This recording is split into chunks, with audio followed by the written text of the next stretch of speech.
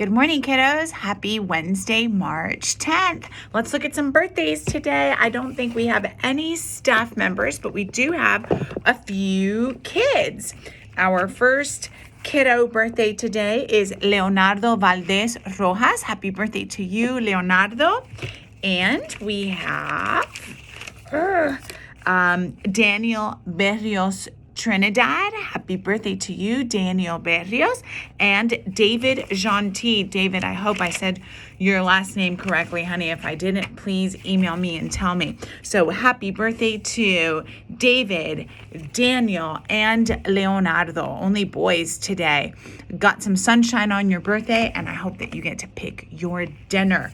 Remember, Spirit Week next week. Monday is Rainbow Day. I'm already thinking about what I'm going to wear. I'm so excited. Tuesday, we're home for a DLD. Wednesday, we're going to be in green because it's St. Patrick's Day. Thursday, we're going to be in gold, and we're actually going to get to hunt for gold coins around the building. I don't know how that's going to go, but I'm so excited to learn.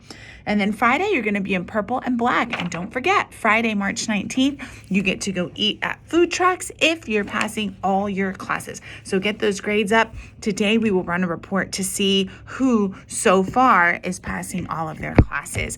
That's going to be fun. I'm excited. I heard one of them is a Philly cheesesteak truck, and I love Philly cheesesteaks. Okay, shout out. This was an anonymous one. Remember, when it's anonymous, I don't get to tell you the name of the person because we want to respect that request. But this is about Dr. Mahoney. This person wants us to know that Dr. Mahoney is such a loving teacher who truly cares about each and every one of her students. During this difficult year, she has truly persisted. There's our word. Dr. Mahoney, I would give you a shirt, but I know you already have one. Truly persisted and extended grace upon grace to her students. Every student would be lucky to have her as a teacher.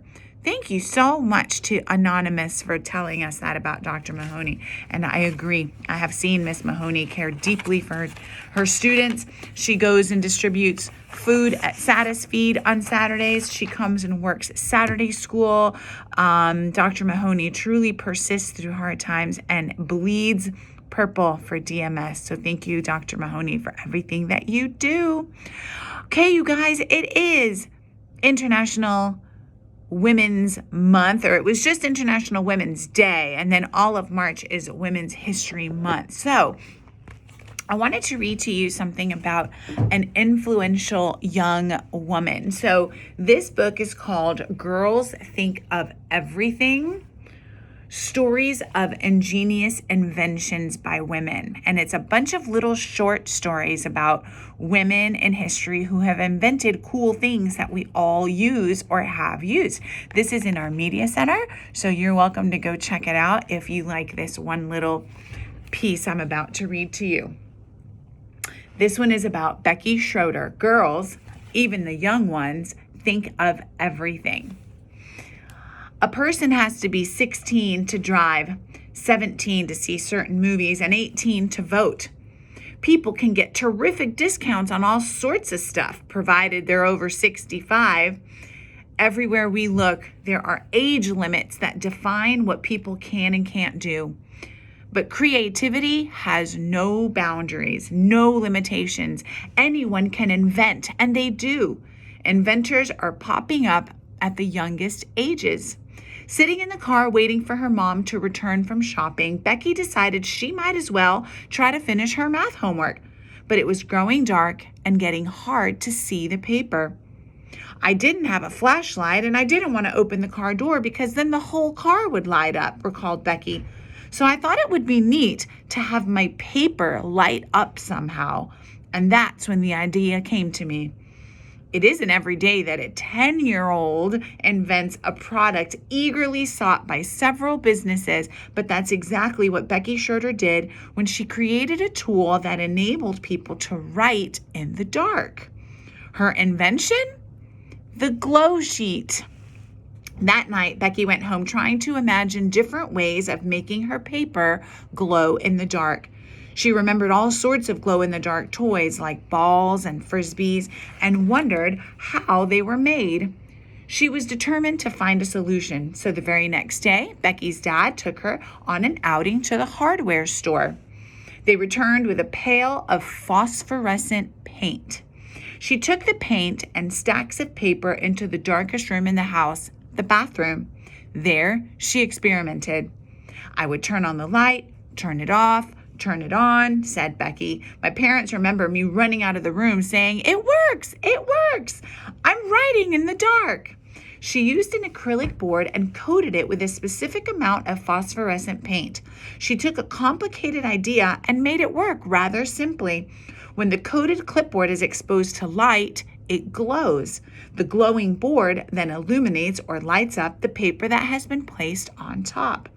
2 years after her initial inspiration, in 1974, that's the year I was born, Becky became the youngest female ever to receive a U.S. patent. Hey! We just learned about patents, didn't we? Remember when I asked you what Thomas L. Jennings got a patent for, and I told you what a patent was? Here's that word again. Becky became, in 1974, the youngest female ever to receive a U.S. patent. Thomas L. Jennings was the first African American to receive a U.S. patent. I like that connection. I didn't know we were going to run into that. She didn't actively market her glow sheet. She didn't need to. The New York Times wrote an article about an incredible invention patented by a 12-year-old, and the inquiries and orders streamed in. Professionals who needed to write in the dark started ordering her glow sheet. Photographers for the dark rooms, critics who took notes in darkened theaters, emergency medical people for use in ambulances. Some of the glow sheets I was hand making, and some I had a company manufacture for me, Becky explained. There were more expensive versions and less expensive ones, electric operated and light activated models. Several large companies offered to buy her patent rights, but Becky and her father decided to sell the glow sheet on their own. What began as a personal project just for fun blossomed into a business, with Becky as the president of her company. Proof that success can come at any age with a good idea and a little imagination. Becky Schroeder is her name, youngest female person to get a patent in the U.S., and she made the glow sheet, the sheet that glows in the dark. She thought about it when she was 10, and she ended up selling it when she was 12, which means your age, 5th grade to 7th grade.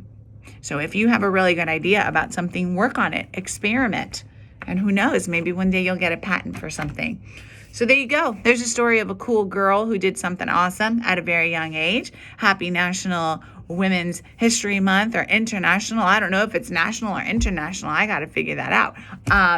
But the important thing is you can do anything if you persist. And Becky certainly persisted. She did it so young. You guys have a great day. I'll see you in the hallways and classrooms. Love you. Work hard. Persist. You can do this. You will do this. We got you every step of the way. Bye.